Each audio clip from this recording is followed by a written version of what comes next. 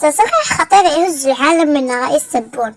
يفاجئ المغرب قبل انطلاق الشان ويعلن قراره النهائي بشأن فتح الخط الجوي للمغرب، ويعلن مفاجأة ستهز المغاربة.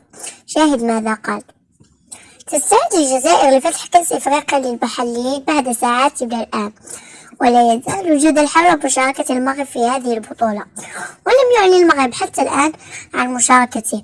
لكن ما هز العالم هو تصريح رئيس تبون قبل قليل على القناة الجزائرية بأن قرار استقبال الطائرة المغربية على الأراضي الجزائرية عبر خط مباشر هو قرار مستحيل وغير ممكن، والمغرب مجبر على المشاركة في هذه البطولة رغما عن أنفه، لأنه في حالة انسحب المغرب من هذه البطولة سيكون هو الخاسر الوحيد، لأن الاتحاد الأفريقي يفرض عقوبات قاسية جدا على المنتخبات المنسحبة من هذه البطولة.